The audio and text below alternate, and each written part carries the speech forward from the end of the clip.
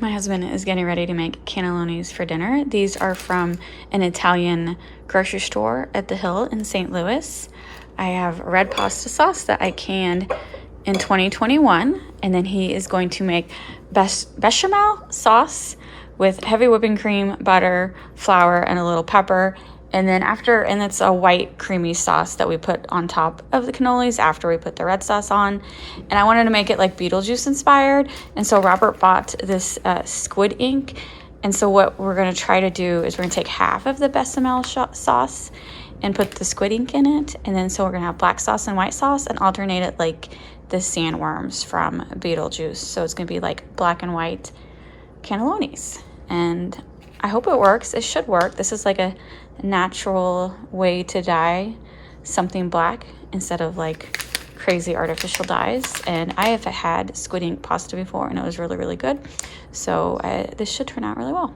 So Robert's going to get my sauce boiling, get that thickened a little bit. And then, honey, the cannellonis, you just put them in the oven, right? Correct.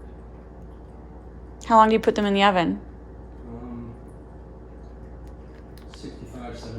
65, 75 minutes with the red sauce, and then you add the bechamel sauce after they're out of the oven.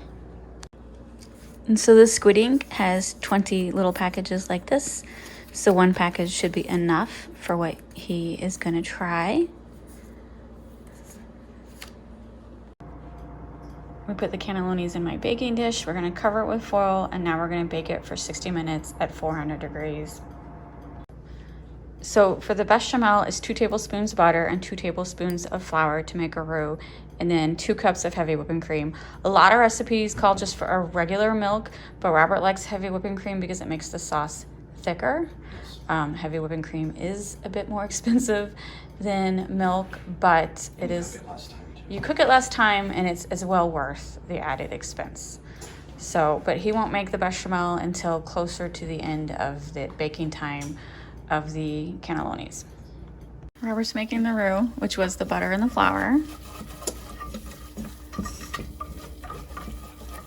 And did I see you heated up the milk a little bit? I did. Why did you heat the milk up? I like it to not be cold. Okay. I just feel like it mixes with this weird. Okay. I don't know how to explain it. Like little dough balls. Yeah, but it's not like super hot. Nope. Just warm. Just warm. No dough ball. All right, turn it down a little bit. We can start stirring it in. I'm stirring it in. I'll stir it in. You can mix it. You're not gonna mix it either. Just pour it in. It's okay. Is this slow enough? Yeah. Is this good? You just put it in. Get over with. Kill this dead horse. Come on. What are you going on? I don't know. All right. I don't know what's so happening. Keep stirring until it thickens. Yep. All right. So Robert mixed the squid ink and half of the bechamel. And it smells like fish stew. It smells like fish stew. I don't smell it, but it looks gray. Yep. Isn't it? It'll work. It'll work. I don't have to like it, but I'll eat it. All right. This is definitely, just a thought. Doesn't look perfect, but I did the black stripes, which look gray. This is my sandworm. That is my nutmeg. This is my sandworm. I wasn't expecting the sauce to be to smell so fishy, because I have had squid ink pasta before, and I do not remember it tasting fishy. It could be just who we bought the squid ink from. I don't know. I'll taste it in a minute and say if it's fishy or not. Robert has chosen not to put any on his. No stripes on mine. No stripes on I smelled his. it. I cooked it. He cooked it and smelled it. It smelled like fish stew. It does smell like fish stew. I was just trying to think of something to make the pasta black, and that was the only thing I could come up with. So yes, squid ink is fishy. Nutmeg's happy with the smell. Yeah, she is. All the cats. The cats are all around like, what is that delicious smell? I know these cannellonis are going to be good because we get them from this Italian market all the time. Question is, was mixing squid ink in the bechamel sauce a good idea? I'm just going to try try it.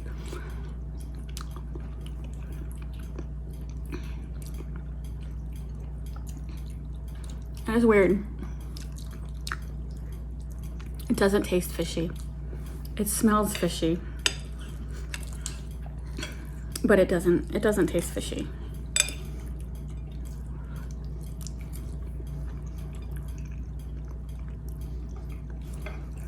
It's good. If you're ever in St. Louis, go shopping on the hill. There's lots of great restaurants. There's at least two Italian grocery stores. I recommend both. And this is a good cannelloni. It is. It always is good. And you make a good bechamel sauce. You want to just try a little bit? Nope. No. I can't get him to taste test it. The smell threw him off. The smell threw me off. I was smelling eel the whole time I was doing it. But it don't taste like that. That's kind of like when I was taste testing that onigiri sandwich. It's wrapped in the seaweed. When you open it up, it smells like fish because seaweed smells a lot of times smells like fish. But when I ate it, it did not taste like fish whatsoever. I don't know how it does it. This is good.